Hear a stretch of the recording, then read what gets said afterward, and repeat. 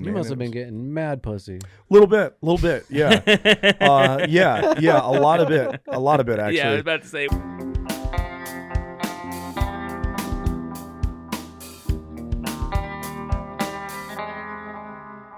Where the fuck is McClay?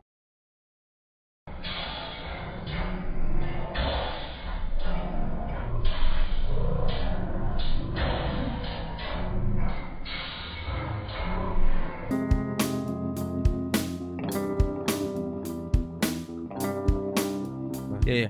Action. Awesome. This is the Bogcast, episode 121. I'm your host, Keith Obit, with my best friend, Brian McClay. If you enjoy the show, make sure to hit the like button, leave a comment, and also hit that. Not yet, McClay. What are you doing? I'm giving him. It's not there yet. Oh. Yeah, hang on. I can't see it. I'm over here. I can't see it. So I don't think it's there. You will see something. It's magic. No, I know. Oh no. No, Well, I'm getting ready for it. Okay. Yeah. Okay, keep doing it then. Yeah. You fucking dick, dude. What a dickhead. Just hit the red subscribe button. It's the one above his head. And if you enjoy the show, you can find more videos above McClay's head. Now it's there. I see what you did. I see what you're doing. I get it. Awesome. Well, we have an awesome guest in the house today.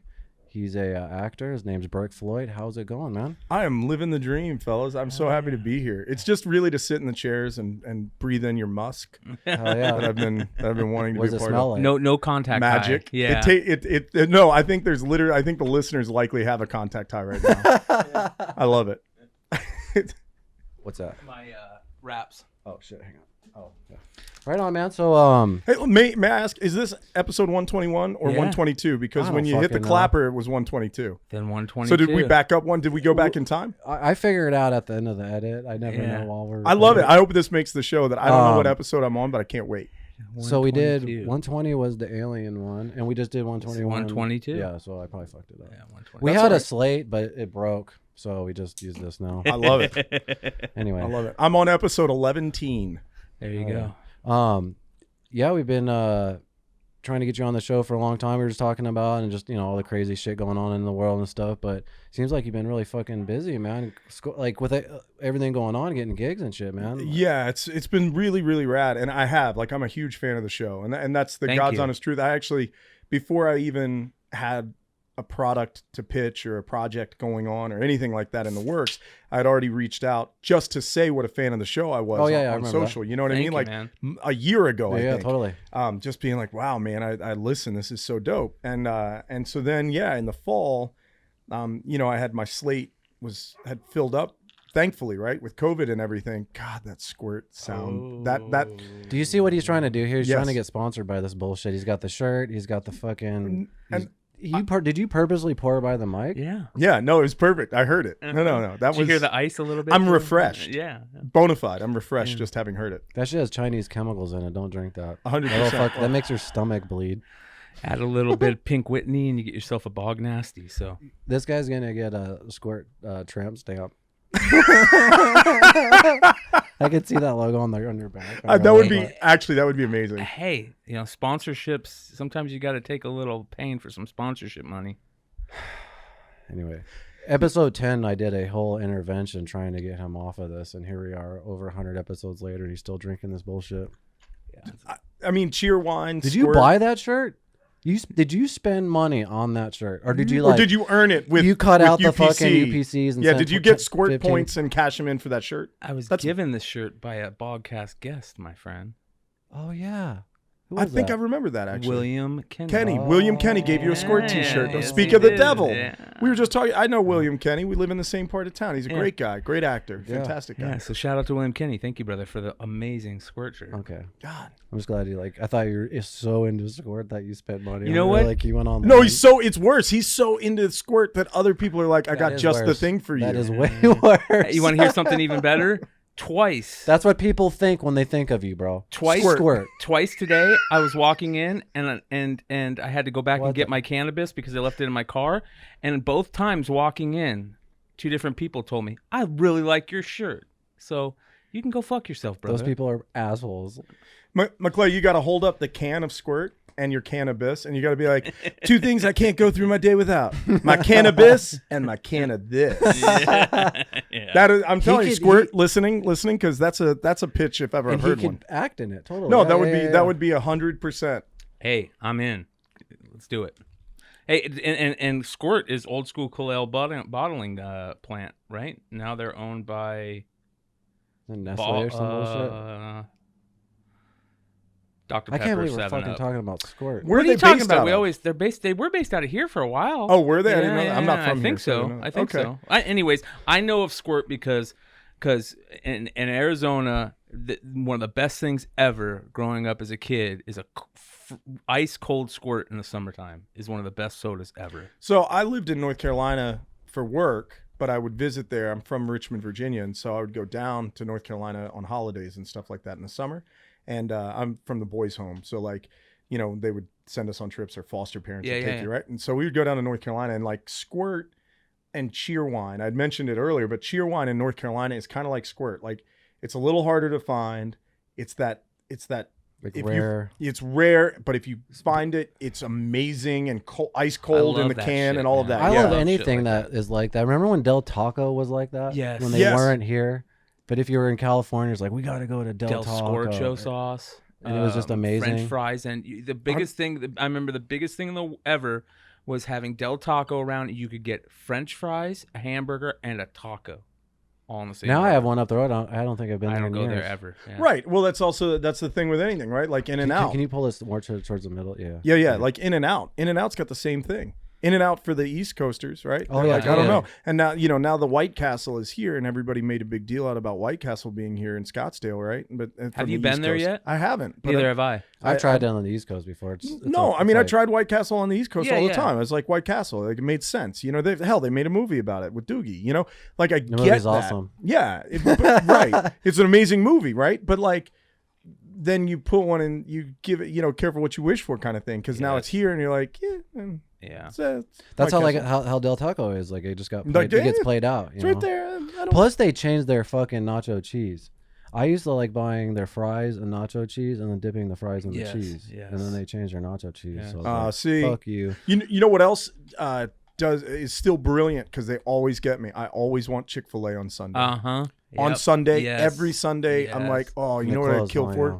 And they're closed. And I'm telling you, there's something about that that's like, You know how much money they're missing out on? Think about that. yeah, but also think about the fact that, like, look at how long that line is Monday through Saturday. And like, you know what I mean? They That is got true. it going on. They're like Yeah. Mrs. Jones. They Yeah. just got it going And I hear on. their it- employees will make a lot of money. Yeah. There. And Like you can make a shit ton of money being a manager there. Yeah, they Well, take care of their people. also Yeah. think about the money they're not making staying closed on Sunday, and that says a lot to their principles. That's right? it, right? They hold fast to it. Yeah. And because of that, It's like people super hold fast. Christian or Yeah. right? Yeah, Don't yeah. they have like Christian sayings on the bottom of the cups? Yeah, or yeah, some yeah, shit? and they play, and it's religious radio stations and stuff, and they've always been like that. Yeah, ever but since they haven't changed. See, Yeah. that's the thing, right? If that's going to be your go-to thing, and you're going to hold fast to it, and you really believe that, and that's your ideology, and you're sticking to that, and you're not mad at me for not agreeing with you. Yeah, Not saying I exactly. agree or disagree with them, but like whoever, no matter what, like if that's you and who you are, Yeah, you have some respect for that. I'm not mad at you. yeah. You know what? But Like, still on Sunday, you just wish they. but on were Sunday, open. God, man. Like, come on. Can't we get, I get it. Sunday's At the least day like of rest. an hour. Yeah, Sunday, can't we get like a At le- 2-hour squeeze in there just for my fiending? Just for So my. I'm gonna go back to something you said earlier. You said boys' home. So Yeah. talk about that. What's that about, and how was that? And Yeah. So I was a foster kid, and I mean, I was that redheaded stepchild kind of foster kid, and I was like a troublemaker. And so I ended up at the boys' home of Virginia. And I mean, that's how I got into pretty much anything I ever got into, though. That's how I got into football. That's how I got into, which I ended up playing football at University of South Carolina on a full ride. And like, Oh, wow, Nice. that's cool. how I got into acting. Girls, how I got into drama class in school, right? Yeah. But like after school, you didn't have to go back to the boys' home if you had like one of their bona fide activities, like right? an extracurricular activity. Yeah, like an extracurricular activity that was signed off on. So like drama, sports, practice, rehearsals, any of that stuff counted. So I just did I was always doing something. And that is how like I ended up in the school plays and in the school musicals and playing football and all of that. And so, I mean, it's easy to look back on things that at the time didn't feel ideal. But like, why am I looking back? I'm not going that direction. So you just, it's, and it makes you who you are. Right? It defines who I am. Like character. I mean, it does. It's right? easy to get caught up in your past, but it is, and it's easy to sit down on your. But mistakes. It's just as easy to fucking look forward. Look forward, right? And try to take what you can from that with you. Yeah, you totally. know, and learning from it. Yeah. Learning from it, right? So like I'm always, I try. Sometimes I try too hard to be the person you want around, or to be, the funny guy or whatever, because it was how much is that doggy in the window? You know what I mean? Like once you got to be my age and, in the foster it's system, like you're fighting for attention. Yeah. And being like oh yeah, he's great. Let's keep him around, and you can only do that. You can only keep that up for so long before you're like, Can you make friends during that time with people that last a lifetime, or is it just kind of too short of a period of time, or?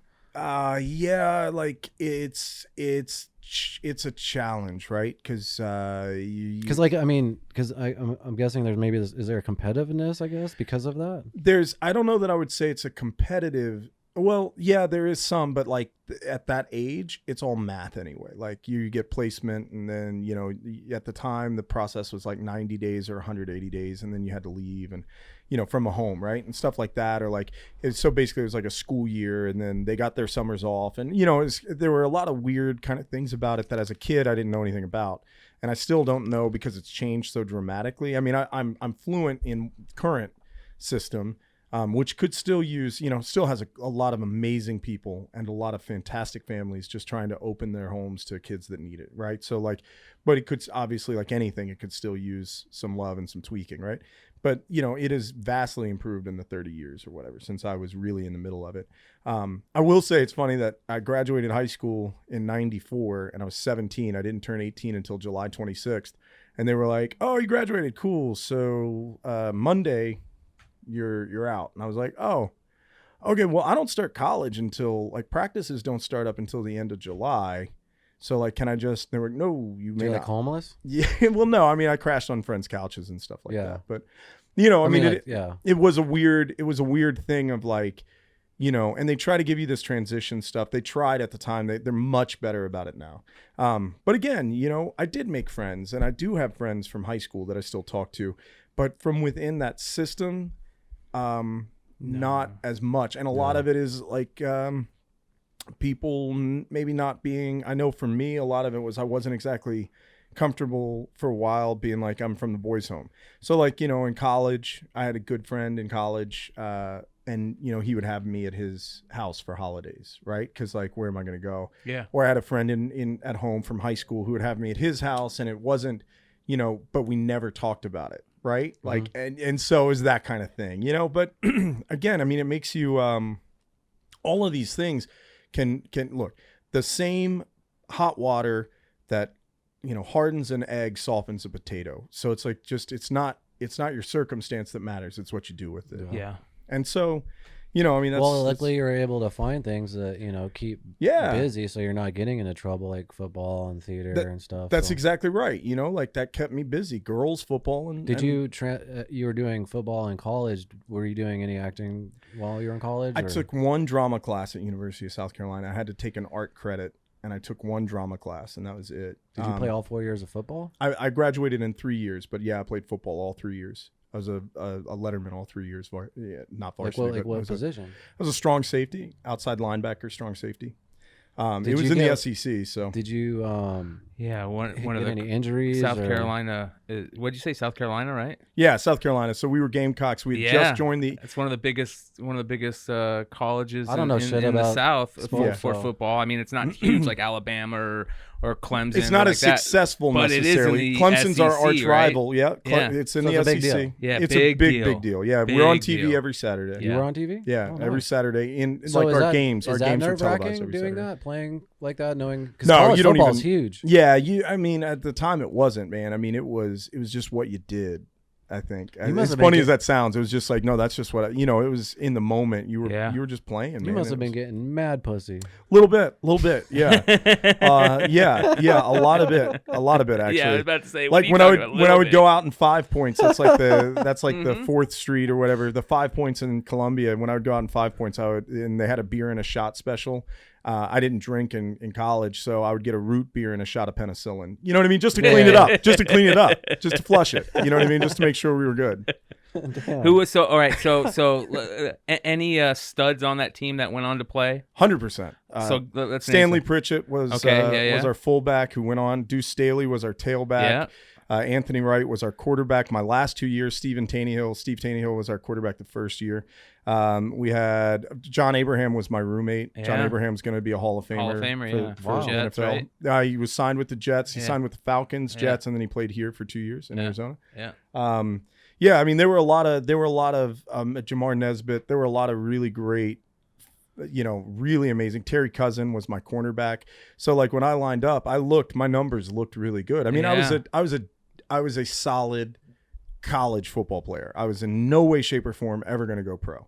But my numbers... Isn't that the majority of the players? Yes. And a small percentage? By an enormous amount. That is the majority amount. of the players. By like leaps and bounds at a program. That's the reason why like a program like Alabama, like you had mentioned, right? Like when Saban has 4 and 5 first rounders and 6 first rounders and things like that, it is mind-boggling to, Mel Kiper. And, what I mean? It's mind-boggling because the inability to produce a single NFL player from a college football team is the norm. That's the default. You get one that goes in the draft, it's like insane. You get one that goes in the first round of the draft in 5 years, you as a coach can almost hang your hat on that and be like, look at that. Look what I did with that kid. You get 5 or 6 and do it repeatedly year after year after year like Nick Saban does. Damn. It's mind-boggling. It's truly like it doesn't make sense. Yeah. It's crazy. But it's a testament to both his recruiting and his ability to prepare those students. And the the recruiting's a lot of it, isn't it? And the conference itself too, because the conference does a lot of recruiting. All you have to say is SEC, and it doesn't matter, right? So correct, unless you're Vandy. Everybody wants to go there because the SEC is the best conference in probably all sports, I would say. In football, for sure. I mean, like when it comes to like the amount of talent that you have to play against on a weekly basis, week in and week out. So at South Carolina, I played against. So some of these names are. You ancient, probably played right? a lot against. Yeah, so you're going to be like, oh, I don't know, but I played against Peyton Manning every year. He was at Tennessee. He was in the That's SEC awesome. East. Played against Danny Warfel, a Heisman winner at Florida. You know what I mean? Like played against Hines Ward. Played against Champ Bailey at Georgia. Not a lot of people can say that shit. Well, yeah, I mean, a lot of people. So not a lot of people have a platform to say it, right? But like in South Carolina, if you played football at South Carolina and you open a car dealership or you go work at a car dealership or you become a realtor, you're going to sell your cars. Like that's 100%. Like you. Do you ever go back? Yeah. Oh yeah. I go. I mean, when we were doing, so I was on Dawson's Creek and we filmed that down in Wilmington, North Carolina. And I mean, I would go down to South Carolina all the time and like shoot down. I mean, it's a little bit of a haul from Wilmington, but like if we were in Charlotte, because sometimes we would shoot, or if we were in the Triangle, because we shot some of the scenes when they went to college, those exteriors were at campuses in like Elon College or at Duke. And, there were a couple of those schools at the Triangle where we would pick up shots. And I would go straight down the 77, South Charlotte an hour and go right on into, it's about 2.5 hours from there. Let's but talk go right about into Columbia. Dawson's Creek. What'd you do on there? Well, it wasn't Dawson or the Creek. So for listeners who are unfamiliar with the show, this will mean nothing. But I played Brady on the show in season 5. So the kids, the cast all graduate high school. They go to college, Boston Bay University. The character Jack pledges a fraternity. I'm one of his pledge class brothers, one of his best friends. We talk about how we're going to get in. We meet his boyfriend at one point, you know what I mean? And it's like, what I really loved about my time on Dawson's was that it wasn't about Jack being gay. Like, it wasn't about that. Like, it was so cool. Like, and it was still addressed. It wasn't like, not like, like the question got asked when he was pledging the fraternity, where he's sort of like, hey, I'm gay, I think was the line. And my line back was something like, I don't care what you are, man. Anybody that can shoot a 72 at Cape Side is more than welcome here. That is so crazy. Wait a minute. So what he's basically saying is, and when we're seeing this a lot today, especially I'm a big comic book fan. We've seen it a lot in comic books where they're forcing the sexuality on characters just to have it there. It has nothing to do with the story, or it isn't brought in organically, or something like that. You know what I mean? Right. And they worked it organically. It was Yes. so cool. It's like, yeah. And this is way back when. Yes, his boyfriend came and the conversation wasn't, oh, you're gay. The conversation was like, he's just jealous. My girlfriend's jealous too. You're spending all your time with your brothers. You think you're a good I think the line, something along the lines of, you're a good looking dude. You think Toby doesn't know, and you dress well. You think Toby doesn't know you could have any guy on this campus? It wasn't about them What being year gay. was that? It was 2000 or something, man. It was played brilliant. It was Jake? so cool. Jack. Jack was Jack. played by Kerr Smith, who's a great dude. He's got a beer company now. He Fantastic. did a really cool Alien show. Yes, he did. Well, no. Are you am I thinking? thinking- You're I'm thinking of thinking Pacey. You're thinking of Okay. Josh Jackson. Oh yeah, Okay. who played that guy? Yeah, That's Josh Jackson who I played think Pacey. I'm playing. No, okay, you're right. You're Yep. right. Yep. Yeah. No, I thought I was thinking of Kerr Smith. But Kerr maybe I'm Smith not.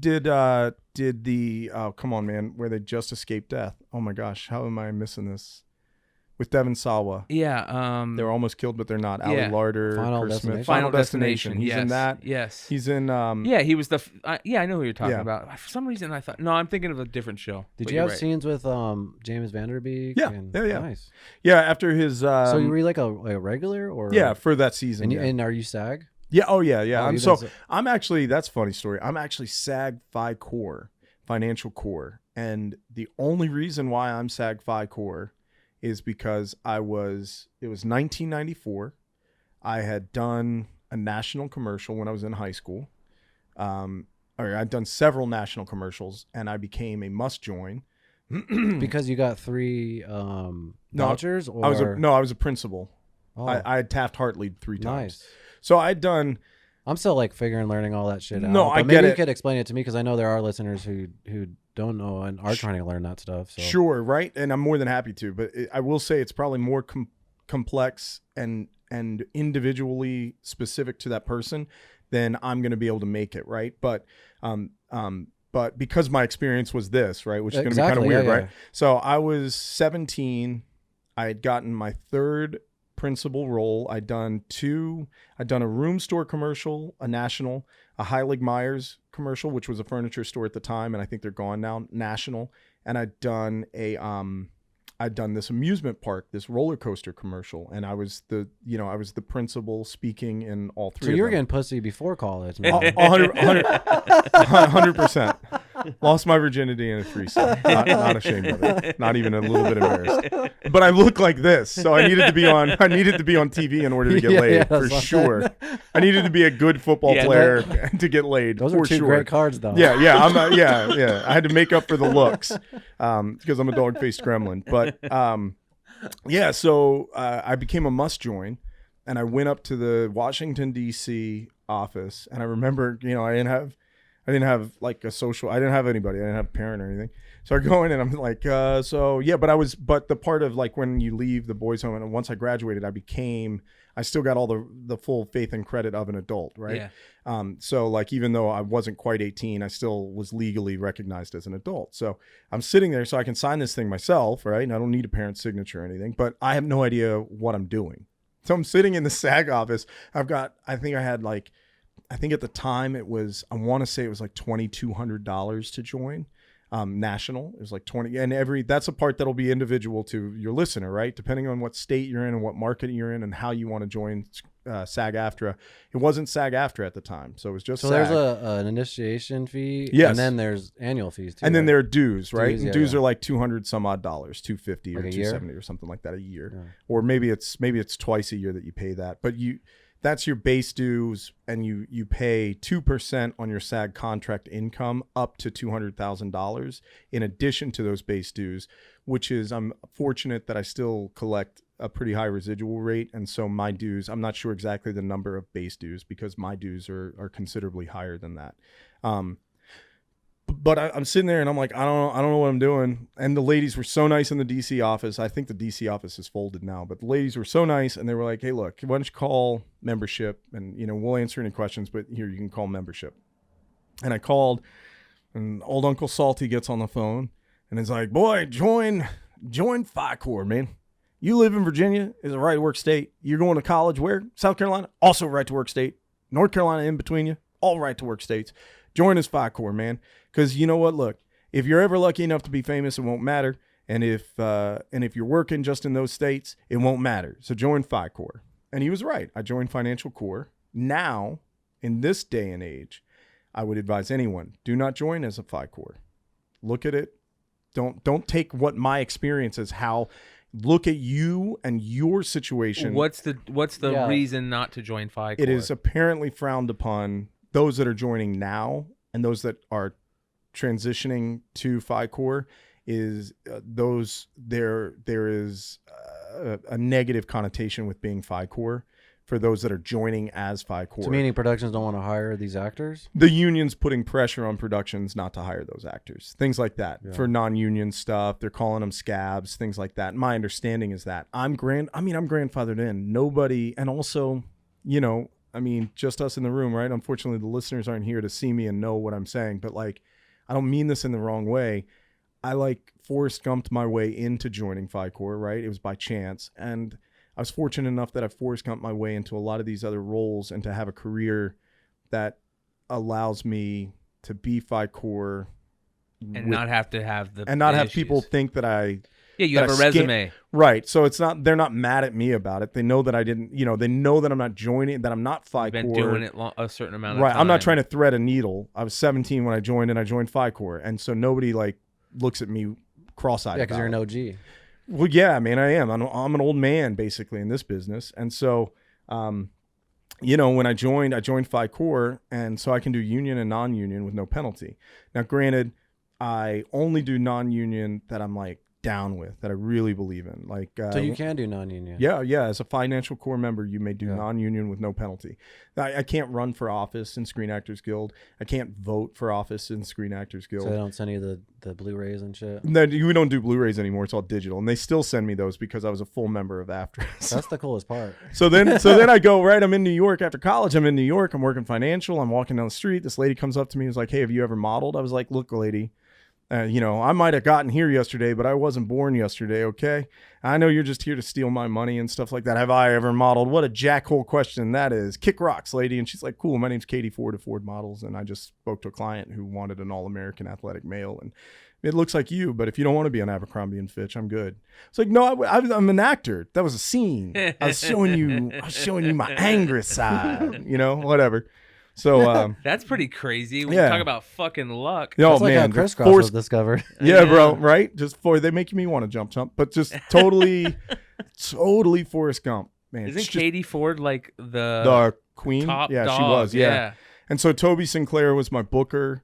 And did really great things for me, and I ended up on All My Children. And I remember my manager. That was my mom's favorite show. Oh, cool. Yeah, I played J.R. Chandler. I was in between.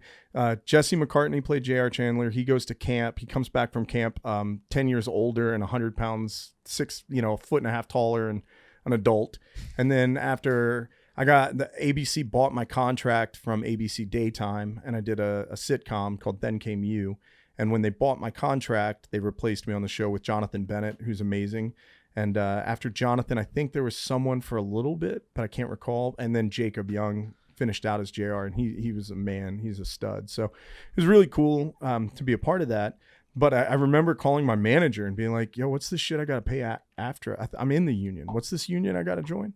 And Eileen, may she rest in peace, my manager at the time was like, "Honey, just pay the money. I'm signing the check already. Shut up about it." I was like, "All right, whatever." That's so again. Well, people try it forever to try to get their SAG card. Sure, So, I in retrospect now as an adult and over 20 years later, almost 30 years later, I mean, God, like that's really almost like 25 years later, I can look back at it and go, "Man, you sailed under a fucking star on this, bud." Yeah. Like, what a dickhead you are to bitch about anything ever. Fuck you, Bourke. Like, quit being a fucking cocksucker and just help somebody out. Do you know what I mean? Like, maybe it was fucking karma payback for fucking not fucking getting dealt a very good card to begin with. Well, I appreciate that, right? And then you know what? You know what's funny is then later, and I do believe the energy you put out comes back to you, right? Fucking Yeah, we talk about that a lot. Yeah, right. And so, things were going really well. I was booking all this stuff. I was doing these huge movies. You know, I'm working with Tom Cruise and Bruce Willis. And you asked about my stunt driver's license. I have my... This motherfucker did the best parallel parking job I've ever seen on 6th Ave. I watch people take 10 minutes to do it, and he just goes, vrink. And I was like, man, are you a stunt driver? He's like, yep. Yep. I was like, oh, shit, I was joking. So here's a funny one, right? So I got my precision driver's license.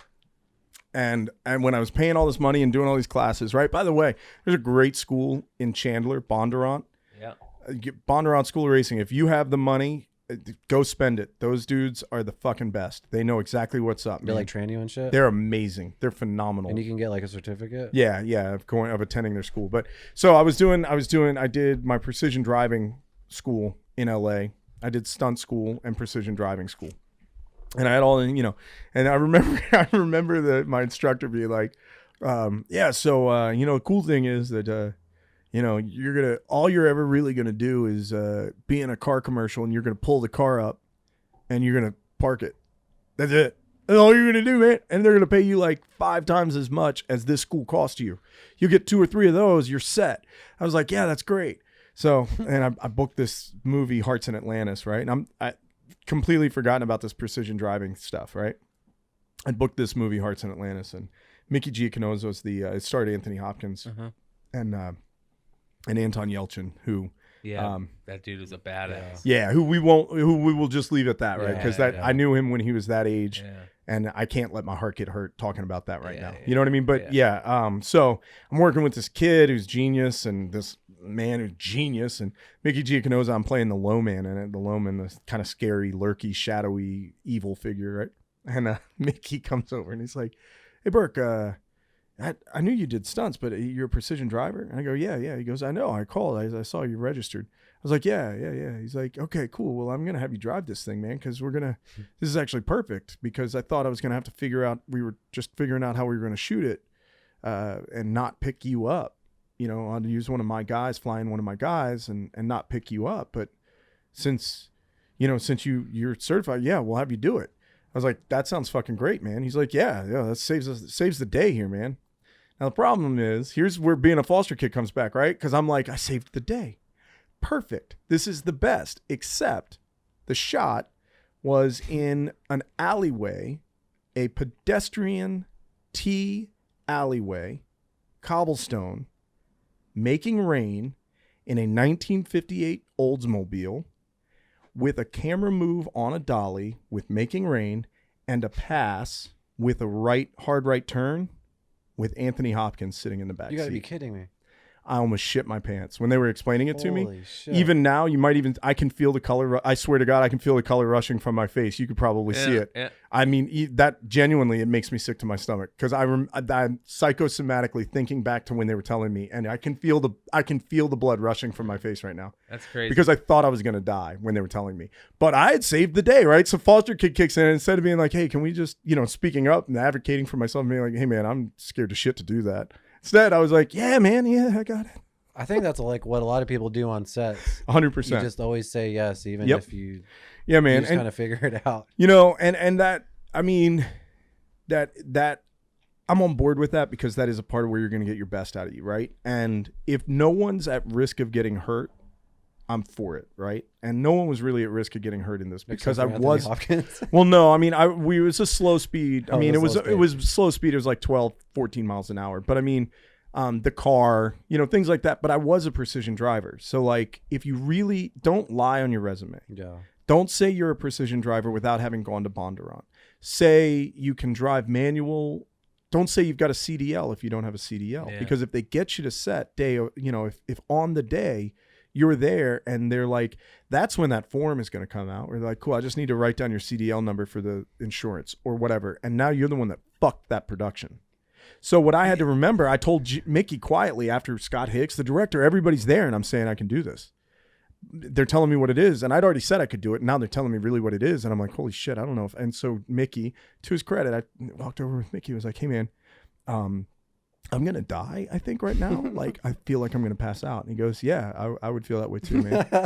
I would feel that way too. You know what the important thing to remember is?" I go, "What's that?" He goes, you actually know how to do this. Like, actors, man, we have this imposter syndrome that runs through us, for right? sure. Yeah, totally. Of like, I'm not really That's that. a good director right there. Yep. He Just was our bring stunt me coordinator. back. Yeah, he brought me right back to it. He goes, Yeah. all you got to remember is you actually can do this. Like, Yeah. I have proof. Like, you have receipts. You can do this. This really isn't change out 1956 Oldsmobile for 2000. I think it was 2001. When we were, for a brand new whatever. I mean, just you can do this, and I'm here with you, and we're gonna run it until you get it. Was Anthony Hopkins nervous? He was fucking amazing. No, he was the best, man. Like I was all right. One Tony story. First of all, he insisted that I call him Tony, and I love it. Yeah, I've heard that. It's not even a name drop on my part. Like, I'm not even trying to slip it into conversation. He was like hard and fast. You call me Tony. We were shooting in like the mountains somewhere, and we were shooting in this house, this old house on the side of a steep freaking hill, and we had all these old cars because it was set in the late 50s, early 60s. All these old cars lined up and down the street, and base camp was like 2 miles away, and so the Teamster vans couldn't get down the hill to where the house was to pick up a guy like me to take me back to base camp. So I would have to walk up the hill about a quarter of a mile, super steep, about a quarter of a mile. It's absolutely not the end of the world, right? Like you're an actor. You're just like, okay, that's what we do. Okay, I get it. I'll walk. I mean, who cares? I'm on set. I'm getting paid today. Like, you do it. So I start to walk. I hadn't spoken to Anthony Hopkins at this point. I'd never. He was still Sir Anthony Hopkins in my book. He's still Hannibal the Cannibal. I mean, it was like, my character moves as a shadow behind him, and like we had camera tested and all of that. So we were shooting this weird pass that I had done this whole time, and then so I'm like, okay, and they explained to me that my van's at the top of the hill, and I start walking up. And the van could fit down. It just couldn't. It didn't have the turning radius to turn around to go back up. So Anthony Hopkins has a private driver and a Cadillac. The Cadillac could make it down, turn around, and go back up. So Cadillac's cruising, and I'm walking up this hill, and I'd only gotten maybe 25 feet or whatever, and the Cadillac stops. Driver puts on the window and says, "Hop on in, we'll give you a ride." And I looked at the driver with that look of like, "The fuck you will. I know better." Like I try to tell my son Luke, I'm like, don't take candy from somebody in a van. You know what I mean? Yeah. Don't be weird. Like, I felt like a stranger danger motherfucker. I know Anthony Hopkins is in the back of that, and I know I'm not supposed to say yes. Now, you know what I mean? Like, I know that I'm supposed to. Yeah, I know I'm supposed to be like, oh, that's very nice. And then later I'm supposed to tell the story about how he was so nice to offer me a ride, but I didn't take it, right? Like, that's where my mind was. But that's not the case. It wasn't Anthony Hopkins in the backseat. It was Tony, who's an actor, who sees another actor who's worked all day also trying to climb this hill as a person. He's like, get in the car. Like, what do you get in the car? So the driver looks at me. I all I said is, no, I'm fine. Thank you. But all of that other shit had just spun through my head, which the driver totally saw. And the driver's like, get in the car. And I was like, oh, okay, oh, my bad. Yeah, of course. So I get in the car, and we're sitting in the back of this car. And Anthony Hopkins is looking out the window, and we're driving up the car. And he says, still looking out the window, he says, I had the most wonderful breakfast this morning. I'm like, okay. I'm not saying fucking shit. I'm not saying a word. He goes, it's a bacon, lettuce, and tomato sandwich. Oh, okay. And I waited a second, and then he didn't say anything. So I felt like I had to say something acknowledging that he told me he had a BLT for breakfast. And I said, sometimes I like mine with cheese. And he says, cheese. He looks at me like it was an epiphany. Cheese. I'll have to try that. And then goes back to looking out the window. And we ride all the way to base camp in silence after that. I get out. I go get in my trailer. And I sat down and was like, fucking, that's what you had to say? You know what I mean? Because an actor. Now you're beating yourself Now you're up, beating like an actor does. I'm like, you couldn't fucking. That'll probably be the only time you talk to him. That's all you had to say. Know that you were feeling awkward. I mean, I think those people are such legends, but they're such human beings at the same time that they know that aura they give off.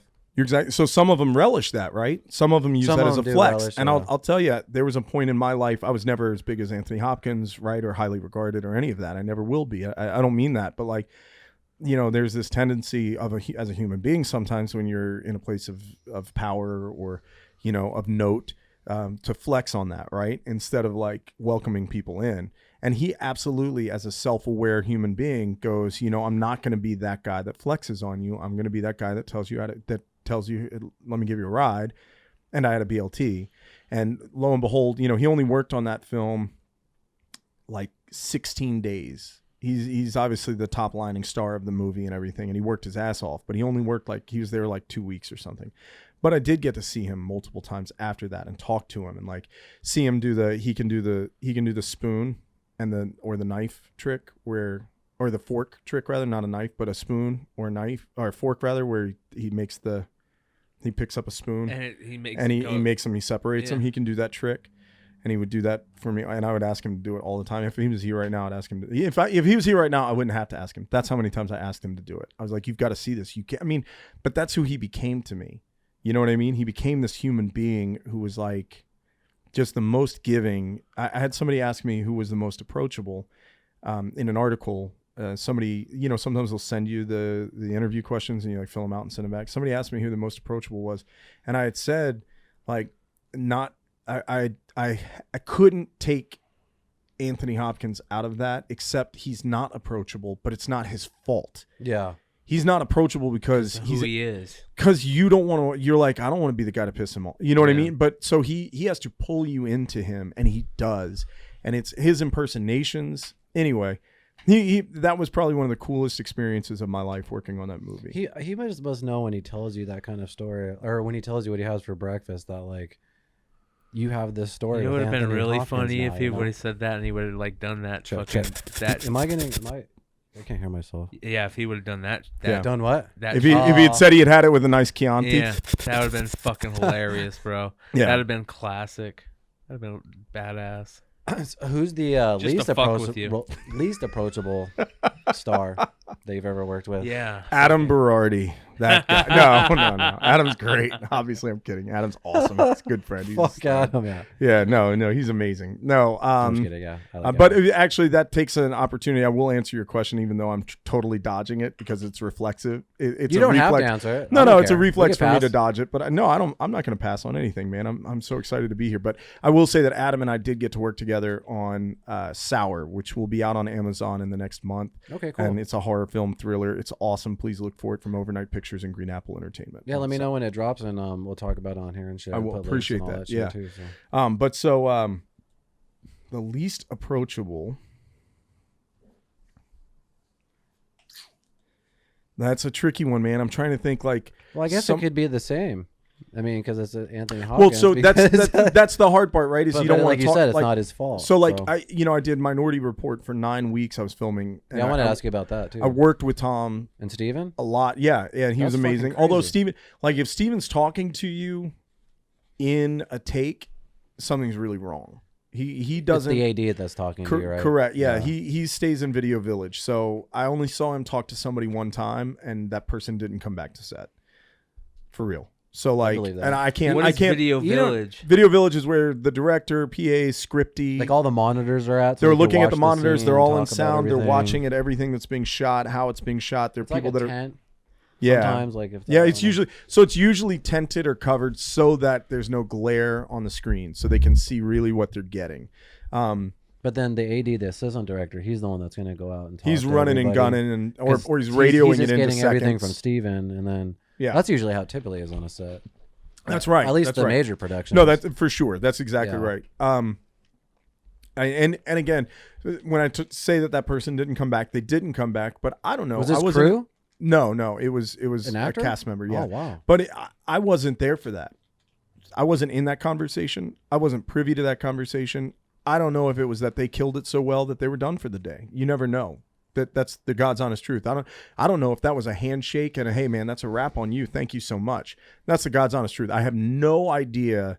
I know I won't say anybody's name, but since I'd already said that Steven Spielberg was in the conversation, I don't want it to sound like he fired that person because it very easily could have been a picture wrap on that person. No, nobody showed up to replace them, so it could have just been a picture wrap. Yeah. Anyway, but just the fact that you were on a set with Steven Spielberg, pretty rad, man. I mean, I'm a film fucking nerd, and I love watching, the behind the scenes and the makings of movies and stuff. And as an actor, even as an extra, I love going on those sets just to see them work and shit. You know what I mean? So to act in a Steven Spielberg film, dude, that's amazing. Yeah. You know how I screwed up? This is funny. And he got it, but he understood it. But Goonies is my favorite movie of all time. And growing up, Goonies said something to me. You know what I mean? It spoke to me directly and really inspired me. And I loved, still do love Goonies. Took my son to Astoria. Took Luca Bear to Astoria in Oregon where they filmed it. You know, we went sets and stuff like that. So yeah, locations and everything. Yeah, It was so rad. Cannon Beach and everything. But I think I know what you're gonna say. Yes, I'd said to him, you know, of all the movies, I just want to say I owe you a thank you. And I mean, I know he didn't direct it, but that movie doesn't get made without him. You're totally true. Yeah. So I was thanking him for Goonies.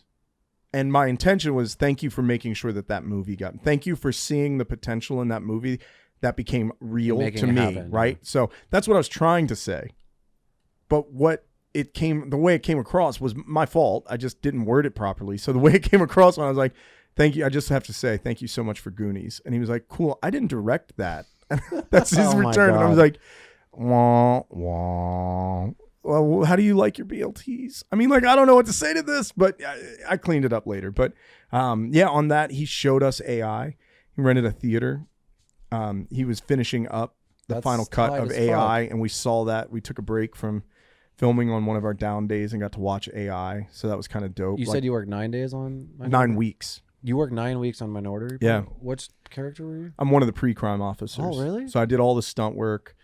And so that's the reason why I would say maybe, you know, like anybody that would ever think that like the likes of Tom Cruise might be unapproachable, like similarly to the way that Anthony Hopkins is unapproachable and that you just wouldn't walk over to him because he's Tom Cruise. You don't have the option. He's in it with you, man. He does his own stunts. Say what you will about anything else. I don't care. No, I believe that too. My experience with him is only mine, right? So like my experience with him is he is top notch. He is as hardcore as it fucking gets. He works his ass off. For sure. There's no approaching him. He's whether right there next to you. Whether you like his movies or not, right. His work ethic, you can't argue with that. And that's so and also his passion for films and filmmaking. Films. Like he is a very passionate. He's as big a fan as he is a star. Yeah. 100%. He's as big a fan as he is a star. For sure. And you could feel it about him too. I bet. Like his point of like, you know, we were doing a stunt sequence and we're rappelling in and we had done the green screen part of it. Now we were doing the practical of it like a week later.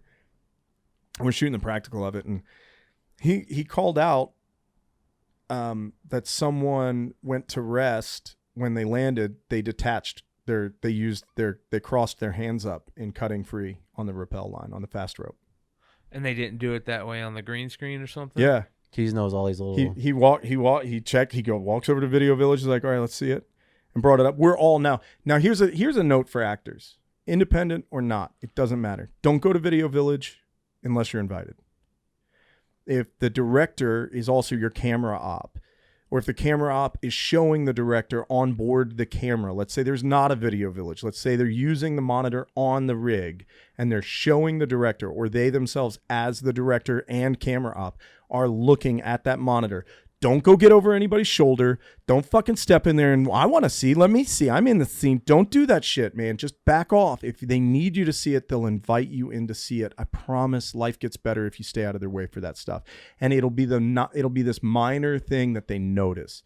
They notice that about you, and they will be appreciative. Well, because that shit would just gets fucking annoying. You're trying to fucking. I'm trying to work. You see this like they've got big picture shit in their mind, and you just want to see yourself on TV. And all they're looking at is themselves, not the overall. That's it. They've got this big picture. Yeah. Correct. Yeah. Exactly.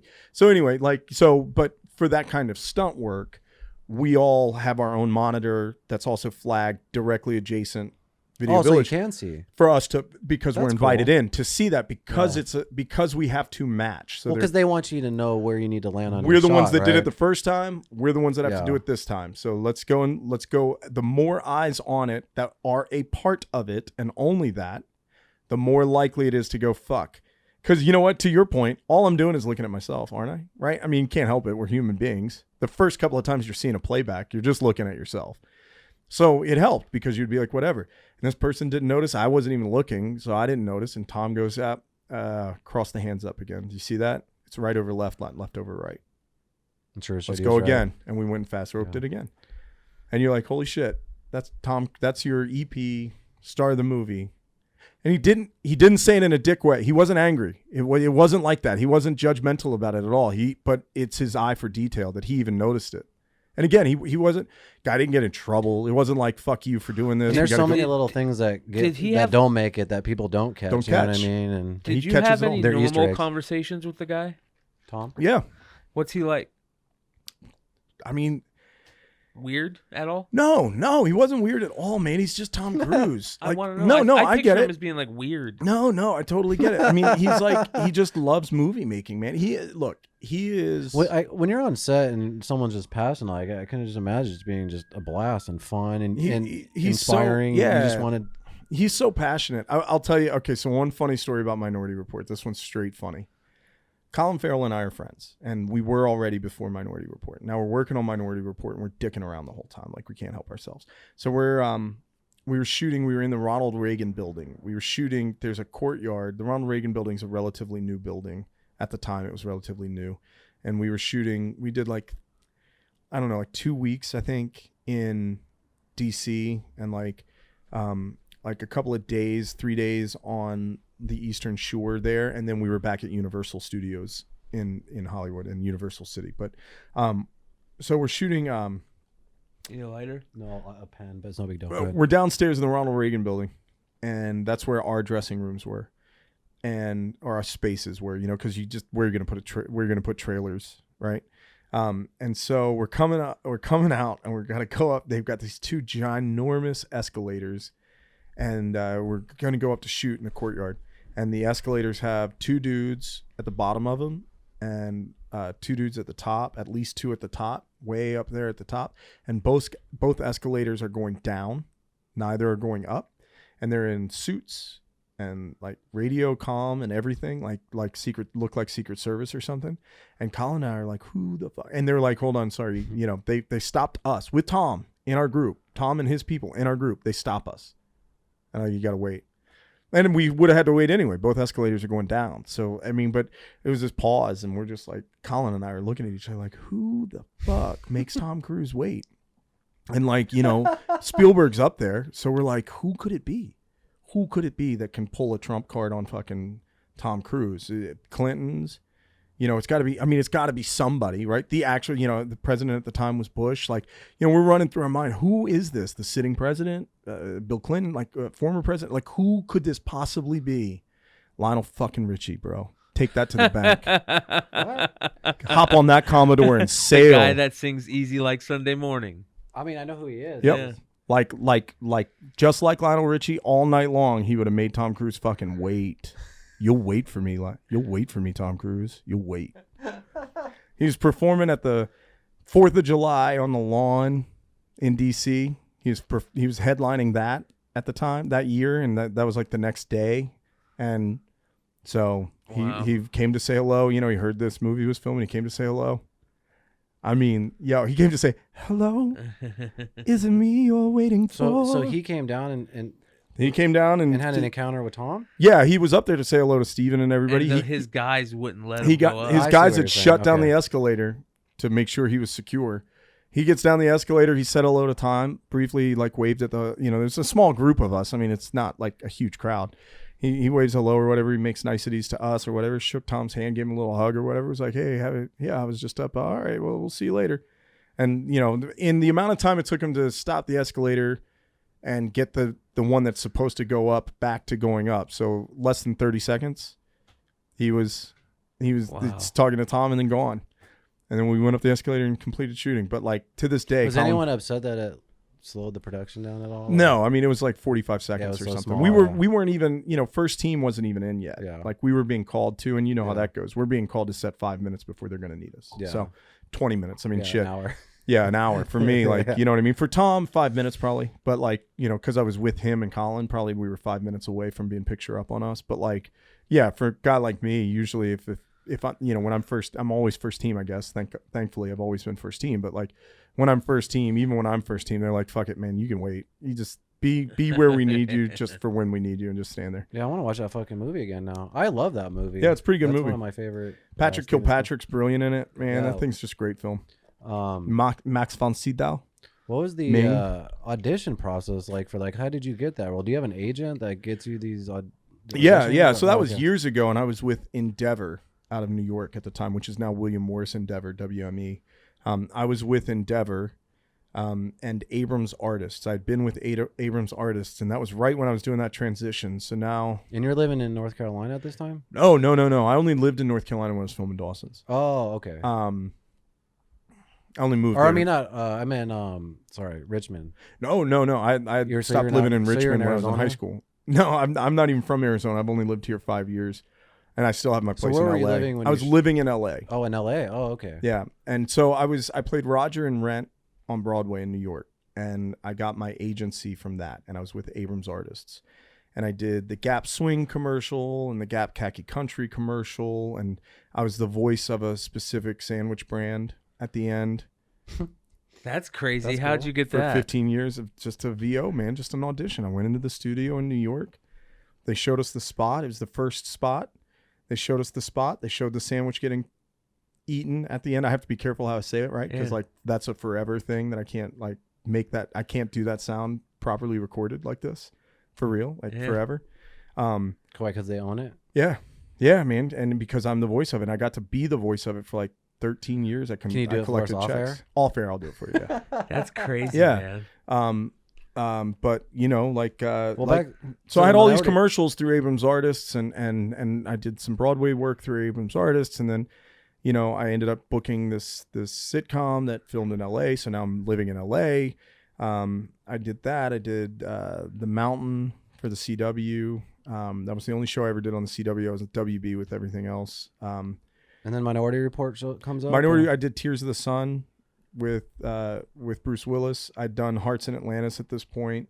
I'd done Dawson's at this point, and then I booked Minority Report. And the audition process was I don't know, five auditions. I think actually, now that you say it, I was in New York for something. I can't remember what I was in New York for, but I was in New York for work for something, for whatever it was. But I was living in LA, but I was in New York just for work.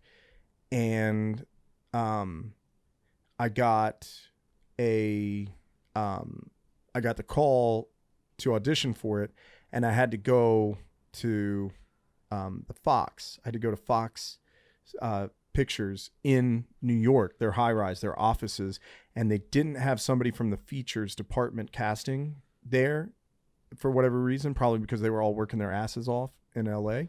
And so Meg Simon, who was Fox Television's head of casting, put down my first audition for Minority Report just so that I could be in the mix because they were Not interested. bad. And so I did that. And then when I got my call back, I was home in LA. And so I just went, for my call back to Fox. But At any point in the audition, do you audition in front of Steven Spielberg? Or? No. No. not my level of a role. Yeah. Everything's put on tape though. So he saw everything. Yeah. So it's cool. A good friend of mine, Tim Goodwin, is in Promising Young Woman, right? Which is nominated for Best Picture, Best Director, Best Actress, Best Support, nominated for everything. It's a great movie. It just came out, and it's up for all these Academy Awards. And, he has, his role is brief on screen. He's an Uber driver. He's got brief exchange. It's a lot in the rearview mirror, a lot with his I love those expressions. shots, the rear mirror shots. Right? Yeah. I love those. And he posted something. He's genuinely, understandably excited that a film he's any part of is nominated for Best Fuck Picture, yeah. right? Yeah, right. Fuck yeah. Right. So he says, I think he's the one that said, I've got a small role in this thing, but I'm so excited. And congratulations to all the nominees, right? And I had to remind him. I posted it right there because I love this guy, and he's so humble. I had to remind him, hey, bro, Best Picture, man. You're one of the nominees, dude. There's no Best Ensemble at the Academy Awards. Screen Actors Guild has a Best Ensemble. There's no Best Ensemble. You're nominated for Best fucking Picture, bro. You're a part of that. You think when you're nominated for Best Picture and Best Director, they don't just suffer, casting and the director don't just suffer over every single fucking role, because they do. You know they lose sleep over that shit. And you not only booked it, but then you performed and delivered so fucking stunningly in the space of a rear view fucking mirror, Tim. You are a stud wagon.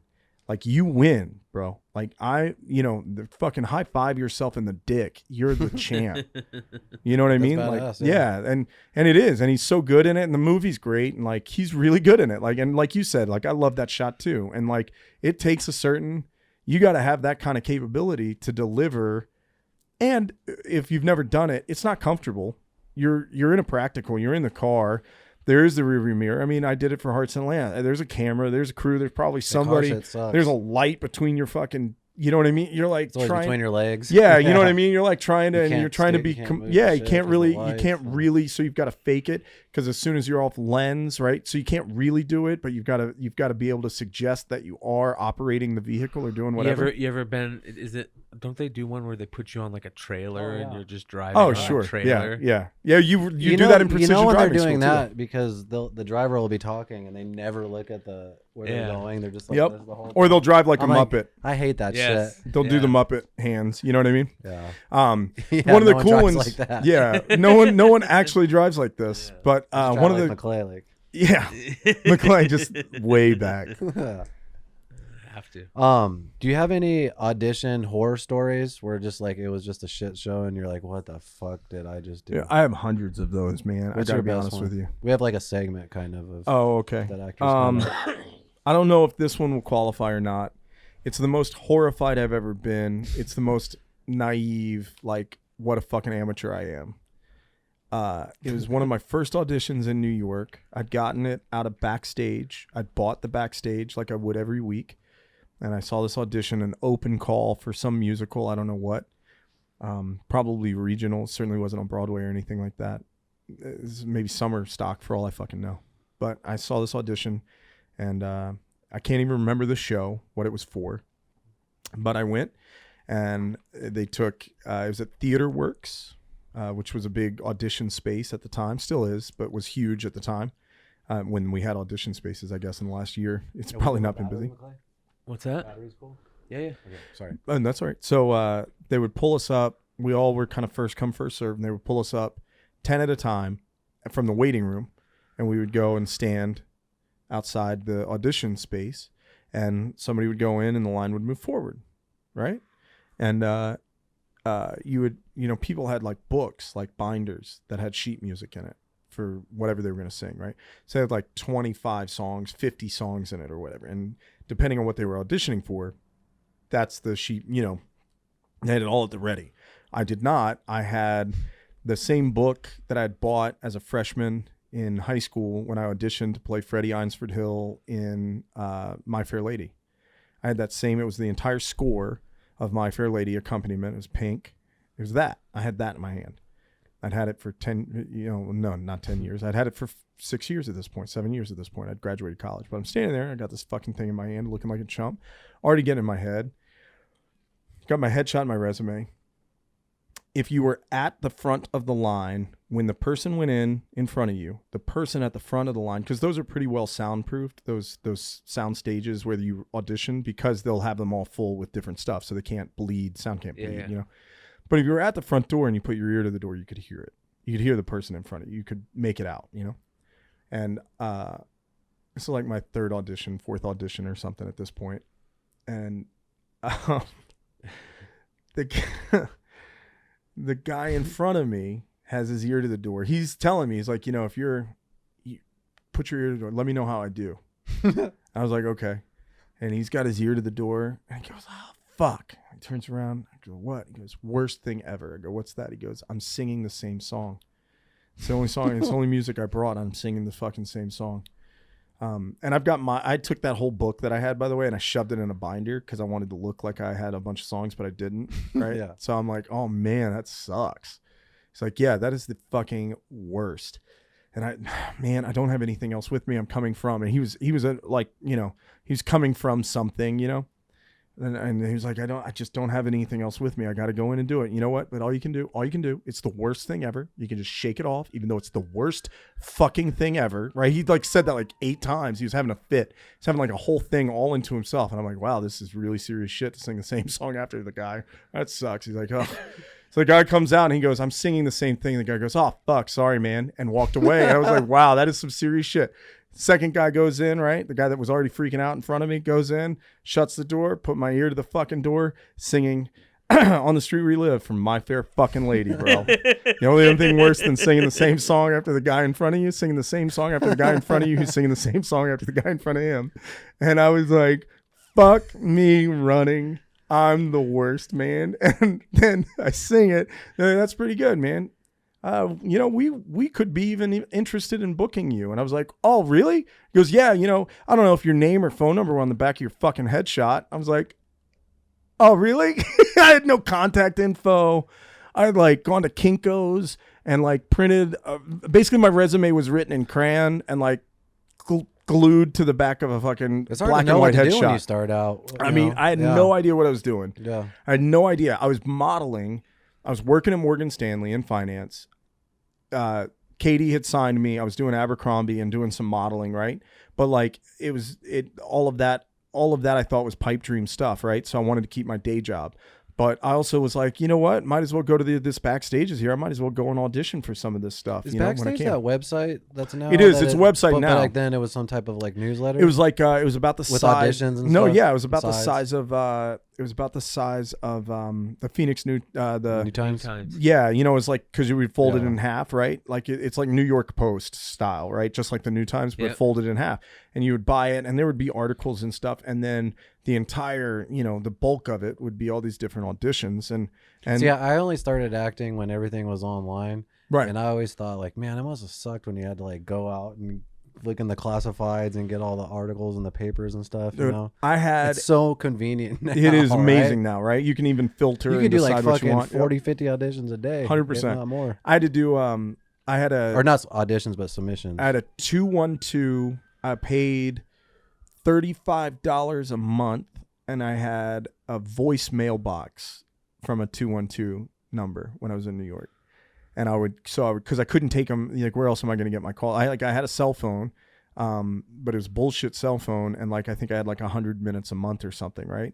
So people would just leave you messages. They would call, and it was a 212 number, and it would be like, "Hi, this is Bourke Floyd. I can't get to the phone right now." And in retrospect now, they're like, "Yeah, motherfucker, you can't get to the phone because it's a voicemail in an office down the street." But whatever. And they would leave you a voicemail, and then I would go to the payphone and call once, twice, 10 times a day. I would call and try to, hope that there's a voicemail for me. Yeah, that's crazy. Yep. Wow, that's fucking commitment, right? I mean, that's just how it was too, though. That's what it was. And I was doing that all while I was working at Morgan Stanley. So when I was working, I would call from the office phone, but I couldn't take calls to the office phone, obviously. You know what I mean? Now you could just do fucking video auditions at first, and that probably helps out the casting agents so Pilot much. season in New York was just video auditions. He just went to their office to do them. What do you like better, a video audition or I love being in person, man. Yeah, I love being in person. But video auditions, I will say this to the actors listening, right? Video auditions are so key now. Self-tapes are it, and it's going to be a long time before they go to something different. So take your time, and the excuse of I don't have proper lighting or backdrop or something like that isn't going to work anymore. Now, if you get an EcoCast and there's technical issues beyond your control, internet power, whatever, that's one thing, right? Don't get me wrong. It's not like you've got to be perfect at all the technical side of it. But you should have a ring light. No, totally, yeah. You should have a light on a stand. You should have a solid backdrop. You should have proper sound. You can do it with your fucking phone. Like, the quality of the cameras on the phone are just fine. Yeah. So for like better, yeah. So for $150 fucking dollars, you do have a self-home studio. If you're too lazy to do a video audition, you're not cut then get fucked running. Yeah, exactly. Like, people aren't going to come down and tap you on the shoulder at the malt shop and say, "Come be in my film. I'll make you a star." Or walking down New York and being in Abercrombie and Finch. Oh, that's right. That was crisscross. They were in a mall, and what's his name? Jermaine Dupri was like, "These guys look like they could rap." They look like they could rap. Let's see. I think I have a couple more questions, just really quick. Do you prefer stage or film? Film. Film. Stage is immediately, it's instant gratification. That's really dope. But I love film, man. I love what you can convey with so much little. Bro, if you got to take a piss, go for it. I got to Oh, hit you the have to head. piss? Can I You're good. piss? Yeah. Yeah, you can go pee. It'll take me 30 seconds. Yeah. We're getting ready to wrap here soon. Anyway, I do have a couple more questions. Oh, no, I mean, I'm having fun. I don't want to rush it. Oh, No worries, brother. No worries at all, Did you brother. see me start to explode? That's crazy shit, man. Yeah. I don't have any. Well, I feel like every audition I do is a horror story, but I think the audition horror stories are some of the funniest. Oh, man. yeah. I love them. because auditioning is the absolute most embarrassing, worst thing ever. Yeah. I couldn't imagine singing. That would Fuck suck. that. I mean, I dude. can't sing, but Yeah. Fuck just that. singing in front of fucking some casting agents. But I did one of the most embarrassing things ever though. Early on, when I was on a set, I was on this music video, and I was just like a poker player, and they had all like these poker tables and shit, and they had this badass fucking camera and shit. Like the first time I was on, saw like a professional camera, I was like, holy shit, they had it on a slider. They're coming in for all these shots, on us and stuff. And right when they get to call action, I fucking knock over a drink all over myself. Luckily it didn't go onto the table because it would have ruined the shot, but it like went all over myself, and I delayed like the scene being shot for like, I don't know, 10 minutes because all of a sudden there's like these PAs coming up to me drying me off and shit. Dude, I was so fucking embarrassed. Like like it sucked so bad. But everyone was being nice, like, oh, it's cool, you know what I mean? Don't worry about it and shit. Deep down they're probably like, this motherfucker. Yeah. I actually do want to make a point about that self-tape thing at some point too. I want to address that. Okay, cool. So we're back in from me taking a piss. Thank you. Sorry, I was 10-1 there for a second. You're good. No, so about the self-tape thing, $150 can be a lot of money to somebody. And $150 isn't chump change.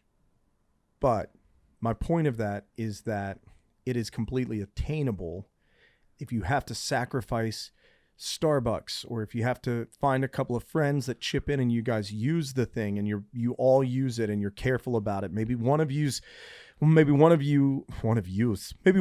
a space. No, no, but $150 goes for what?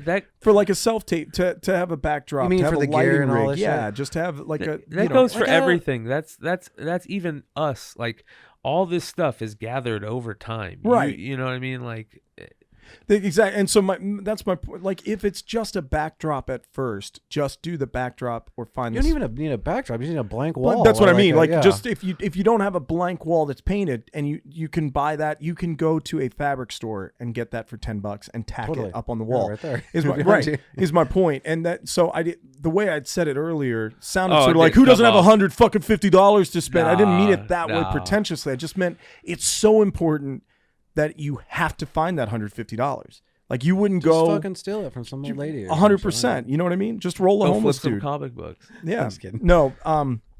But like it's not going away. It's not going away. So yeah. get on Amazon, get a ring light, and if you're traveling, take the ring light with you and fold the backdrop up and take that with you. Your phone, it'll have the thing in the middle. Your phone will go on it. You can audition. Like and get on Actors Access. I think Good Faith Casting. They're Bella and Faith Hibbs, right? Good Faith Casting and I actually, full disclosure, I've auditioned for them only a couple of times. I've never booked, right? But that's okay. That's a part of the process. You know what I mean?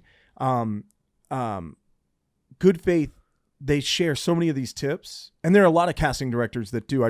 They're local to here, to the Phoenix market, as well as New Mexico. So like Bella's on her story every day giving tips. every day she's giving tips, and they're fucking right. They're coming from the person who knows. She's actually deep on a production right now, but she's supposed to come on the show actually after Oh, the man. production. So I'm hoping she could Yes. talk about a lot of this stuff. 100%. But like, go to that Facebook page and look at it and see the tips they're giving you. Like, these are things that everybody can fucking do.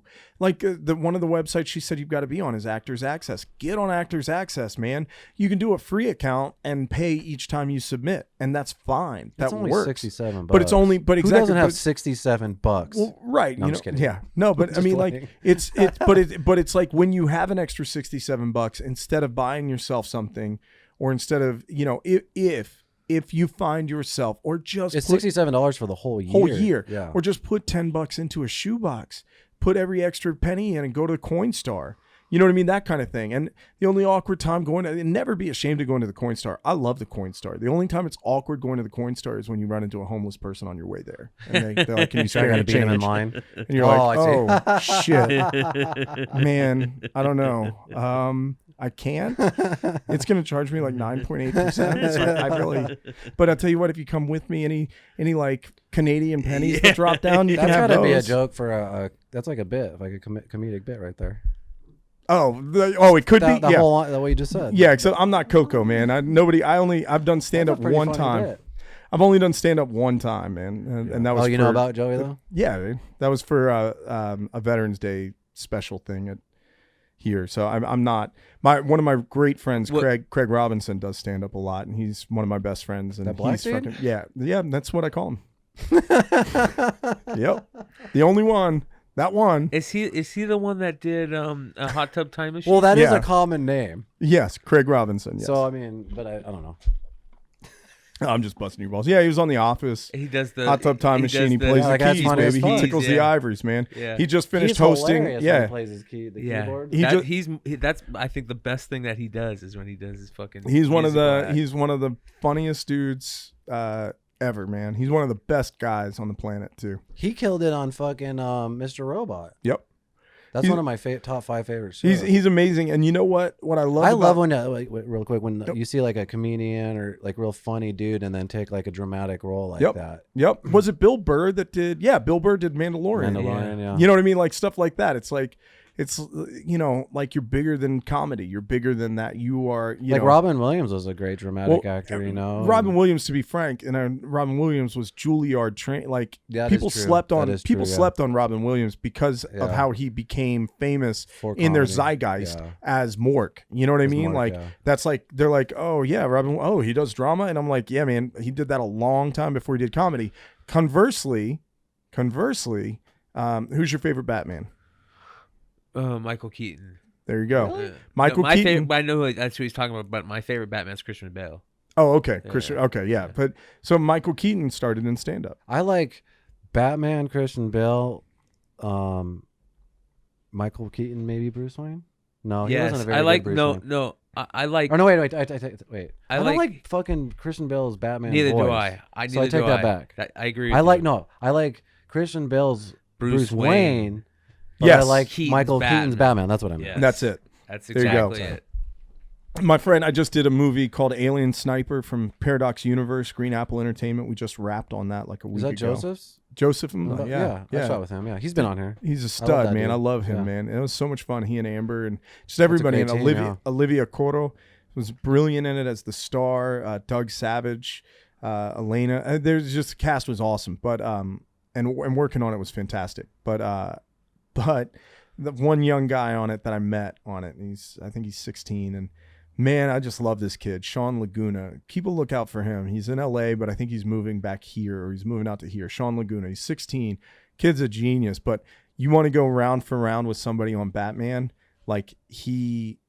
he's that dude. Like he's As far as what knowledge, just knowledge base on Batman. I'll challenge him with McClay. No, I'm saying you guys. No, I mean Not you guys, me. I wouldn't. No, but I'm saying I'd put McClay. That's up. that's Yeah, what yeah. I'm saying. You want to? I looked right at you McClay's when I pretty said fucking it. nerdy. Yeah, I know. I looked right at McClay when I said it, but I was like, you want to go round for round on Batman. So here's the thing, right? Even if you are and I'm not saying I don't know who would win. Do you know? I just know he's got as deep a knowledge base as you do, seemingly, right? How do you judge that? Well, because I don't know, random 10 trivia should do questions. that. I don't know. I'm not gonna go When he fucking moves- have a trivia contest with a fucking No, but just the 16-year-old conversation. But you would kid have a about good time. fucking You would have a Batman. good time having a conversation That with would him. And I be bet you if we hilarious. got you high enough, you would. If we had the So fuck you if saying me you and won't. you had the trivia cards and we were asking That's what him, I'm that would be saying. fun. You know what I We should mean? do that. I bet you if Ask we him got if you, he moves here. I if will. we'll do If we that. got you stoned enough, you would absolutely do that. You would have that conversation with that fucking frog on the flag behind you. But bro. wait, he's Don't start like 16? yeah, we'll do it in a safe. We'll have to have him like in a class. In a ball. class. Yeah. Put him in the bubble. In Yeah, the yeah. bubble, in the Like a bubble boy. boy. Yeah. All right. That's funny shit, man. Yeah, but Sean Laguna, who loves you? I love that kid. So cool. Just one real quick fact that I read about you. Your great grandmother is a famous artist. Oh yeah, Queen of Stovall, man. Yeah, She was a folk artist. She was Virginia's Grandma Moses. So she's got a just outside of Lynchburg, Virginia, where her farm was, that my great-grandfather's farm that they lived on and everything. She started painting when she was like 63 or something. She took an art class and started painting, and now that whole stretch of interstate there is got the historical plaque for her, you know, like the full giant thing. And sorry, I blocked your No, I you're got good. a hand in front of your camera. That's fine. And the her son, my grandfather, he has a theater at James Madison University named after him. That's tight. Yeah, like that whole, my family rolled pretty historically deep in that part of Virginia, man. And I love Virginia. And I mean, you know, history's history, and we can all grow and learn from shit from our history. And I'm definitely not delving into that on this show or any show, frankly, because I'm not competent to talk about it. You know what I mean? And this isn't the proper platform to discuss things like that. But it is kind of cool just to like have some of that, like, be like, wow, that's like the commercials for ancestry.com, like to be like, oh shit, yeah, oh that's right, that's my great grandmother was queen. So it's funny that you bring it up, right? Yeah. Now I remember I was in God, I can't remember where I was shooting something. Oh, you know what it was? It was Tears of the Sun. We were shooting Tears of the Sun, and we were filming in Hawaii. And Antoine Fuqua directed and everything. Such a cool movie to be a I part remember of. buying that DVD for my dad. Oh, thank you. That's $1 or $2 in my pocket. That's like a cent. That's all right. No, but it was cool. Back. I didn't like it. No, I'm yeah, just kidding, I'm just that kidding. sounds No, that checks out. It's probably my fault. I don't remember actually. All 40 seconds of me on screen. Now I'm on screen a lot in that, but I only have one line. But so my son and I actually, though, interestingly enough, the family, we went to Hawaii, and we were on Oahu where we filmed it, and we went up to Ko'oloa Ranch, and we were, you know, we got the UTVs, and we're driving around Ko'oloa Ranch with the tour and everything. And there was like, you know, there's this book, and there's a big poster, and, you know, Bruce Willis is obviously in the forefront, and, you know, right there in the back is good old Bourke Floyd. And my son was like, and, you know, kind of gave me the nudge of like, okay, yeah, that's kind of cool. I was like, that is cool. You bro. made it to the poster. That's badass. Yeah, well, not the poster for the film. It was a still shot from production because we shot there. So they were showing us and how, you know, this is right here, even though it looks like it's wherever, you know. Yeah. But anyway, we were in Hawaii, and I can't remember where we were. Some kind of dignitary, some kind of politicians or something, and they weren't from Virginia, but somebody was from Virginia, and like somebody years and years ago that had like opened this farm or something had come there from Virginia to open whatever it was, and so we're in the main house, and there on the wall is one of my great grandmother's paintings, and I was like, that's tight. Yeah, I was like, holy cow. And, you know, like, so her stuff hangs in museums and, you know, all around the world. And I found that fact out right before you got here, and so I wanted to look it up actually and see if I could check out some. Yeah, I mean, you just look up, Art of Queen of Stovall, man. It's kind of cool. You talked about your son there. One of the things that I thought was interesting that I saw from you was on your Facebook page, where it was you. I just have to and check your on the kid, dogs really quick. And you're talking to Zachary Levi. Oh yeah. Zach's my dude, man. Love him. Yeah, that was fucking cool, man. Yeah, that was cool to give that to my son and to Zach, because he didn't realize that it was going to be me on the phone with him and or on the Zoom. So Zach and I did Big Mama's House 2 together about 15 years ago. We filmed that in New Orleans, and we've been friends ever since. And he's doing a film right now, American Underdog, where he plays Kurt Warner. So there's a tie-in to the Valley. Shit. Yeah, he's playing Kurt Warner in American Underdog, the Kurt Warner story. That's awesome. He kind of looks like Kurt Warner. Yeah, actually. he's tall. Yeah. He's Zach's. I'm 6'3". You're 6'3" too, right? No, about like 6'2". Yeah, like we're close. You're taller than average, and like Zach's towers over us. Like he's a big dude. Yeah, he's like 6'5" or so. Zach's just an amazing human being, and so we had this like Zoom call thing set up. And he didn't know that it was going to be me on it was these actors reading for this one thing that he was supposed to sign off on, production was all going to be there, and I'd already asked, like, you know, quietly, like, can we keep it a secret, you know, and they were like, well, you won't see your name or anything. Like, that's not how that works. And I was like, yeah, I know, but just don't say anything. And is it possible that my son could be there? And I promise it'll be a surprise. And if it's not, and I don't book, then if I don't book because of it, then that's all on me and not on you. Yeah. And they were like, yeah, I mean, no, I mean, obviously you guys are friends. Why don't you just ask? And I said, I don't want to ask him because it's funny. First of all, I don't want to ask him because I know that when I'm off the conversation with him, if he can get me the role, he is my friend. And if I'm right for it and he can influence that, he will. So first, like, I don't want to put that on him. Like, it's his responsibility to do that. And second, because maybe I'm not right for the role. And as it turned out, I'm not, you know what I mean? I didn't book it. But you know, that's all, it's all the math, man. It's all the numbers game.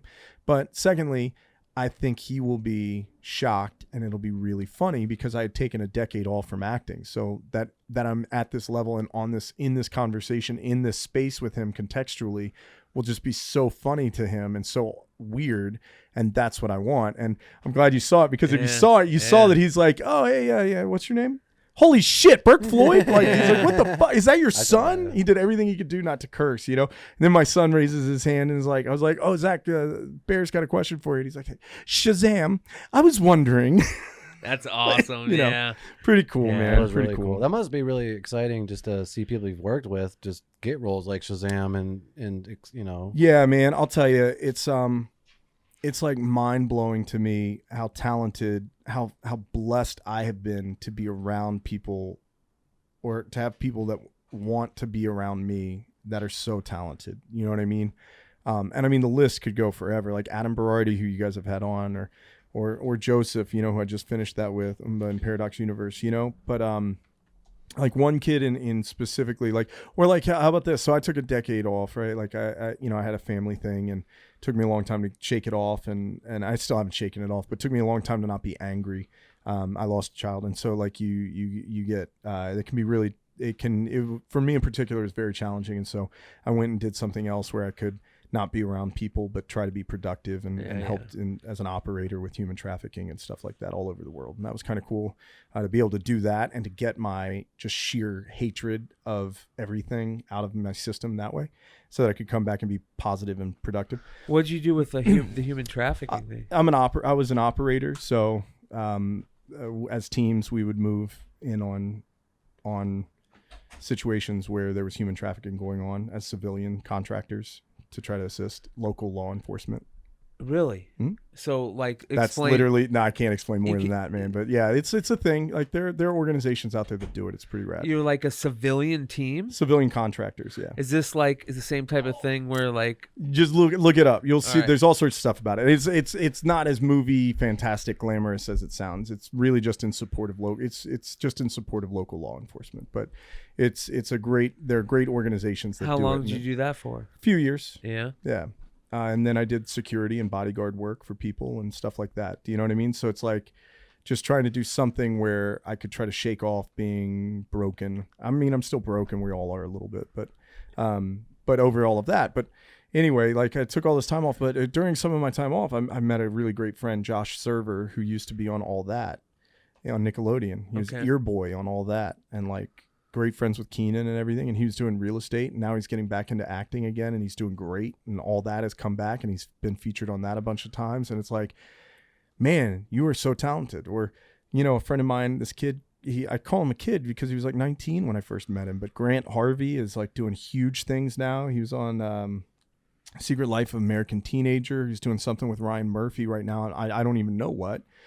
He just had a great independent come out that he also was one of the EPs on.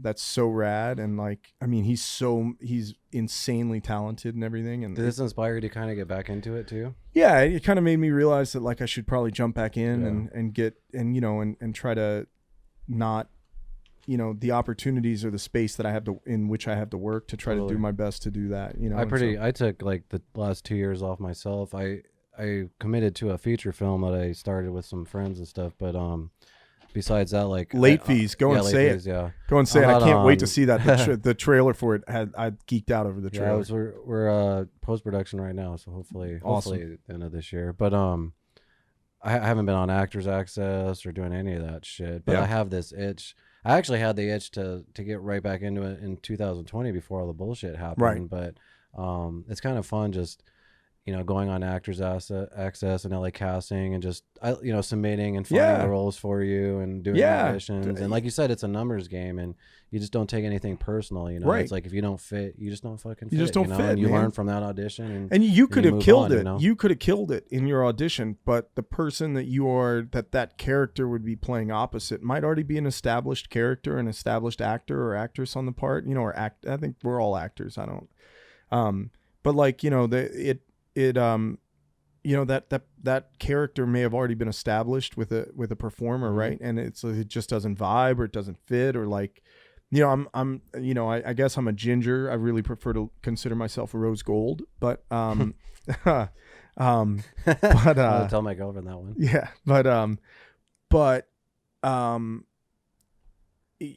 to me playing opposite, like it's your girlfriend's strawberry blonde or redhead or whatever, right? Redhead. Like two redheads. Well, playing, she always dyes her hair, so see there, and there you go, so right? you But never like know. two actual redheads playing opposite each other seems like oftentimes when you see it, it doesn't trying to make that work or whatever, because it'll tend to whatever, the look doesn't feel right. It could be something as inane as that has nothing to do with your performance acting. or your take on it. And then you just have to understand it goes in waves. Exactly, and then you just ride it. Because when I started, I very fortunately and luckily booked all this shit, and then like all of a sudden I didn't. You know what I mean? So Yeah. I got to learn like that whole kind of like, oh wow, this is exciting. Like shit. Yeah, well, Everyone I mean, now else you is got doing something and I'm not. You know what I mean? now you got the honey with the light eyes, Fabius bringing home the paychecks. You know what I he's mean? getting more roles than I yeah, am. Shit. You want to Anyway. get into some Patreon questions and stuff? Oh yeah. So let's wrap this up because we do have. I forgot about that. The Patreon. Yeah. So do you have any plugs that you want to do? Anything? Social media or anything? Yeah, like Instagram /Bourke Floyd, Bourke_Floyd, and then my website is bourkefloyd.com, BOURKEFLOYD.com. Not bad. What do you think about AZ so far? I like What are it. you doing? Yeah. We're rapping. What the fuck? You asking questions? For? Hey, okay, go for it, bro. I like it. I like it. Yeah. I like AZ. I've got a lot of friends here now, and I really, I enjoy it. I travel a lot for work, so I don't have to, because when you travel a lot, it's nice to come home. I know you're trying to rap, so Well, the only reason why is because I totally forgot my girlfriend left, and I don't know if you can hear the dogs are trying to fucking tear that door down right now. Yeah. But, That's what, you're good, brother. Anyway, do you have plugs or social media? Or Yeah, did you already say it? he You already said it? IG and his website. Yeah, and then Sour, obviously look for Yes, Sour from yes, Overnight I Pictures, saw please. the trailer for it. Yeah, right? look for Sour, and then need to check that out. look for Peach Cobbler from Little Books, Little Films in April. Alien Sniper from Green Apple Distribution in the fall, and then Swagger I'm in a TV series for Apple TV Plus nice. called Swagger. Stars O'Shea Jackson Jr. It's from Reggie Rock Bythewood. CBS Entertainment, Imagine Entertainment for Apple TV Plus called Swagger. Look for that. Sweet. That's going to be a lot of fun. So Dope. Mac Wilds, my boy Mac Wilds. What up, Mac? We really appreciate you fucking taking the time to come on and bullshit with us, man. If you have any other projects that you want to plug or come on and talk about and shit, just let us know. I love it, man. Thank you so much for having me. And then we'll do some special Patreon questions here. So that is a wrap on episode 122, right? 2. Yeah, of the Bogcast.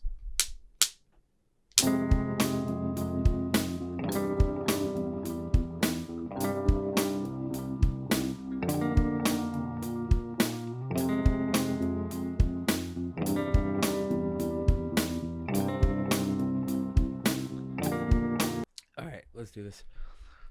Ads, baby. Ads, baby. Okay. Yeah. No, wait, listen to that again, man. Ads, baby. Ads, baby. Okay. Yeah. No, wait, listen to that again, man. Ads, baby. Ads, I don't baby. know. I'm fucking just trying to fucking get the fuck out of here, dude.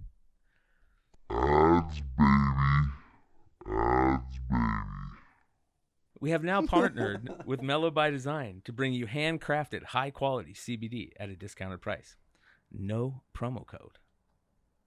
Nope. All you have to do is go to bogcastcbd.com, and all the prices are already reduced. Tinctures, topical sprays, pet drops, salves, and even hand sanitizer COVID, bro. Vegan friendly, all natural, gluten free, and sweetener free. No THC. Bummer.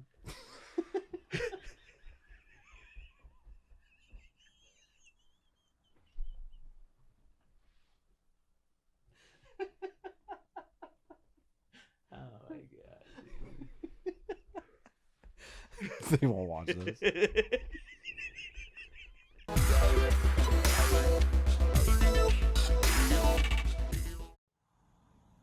Bang!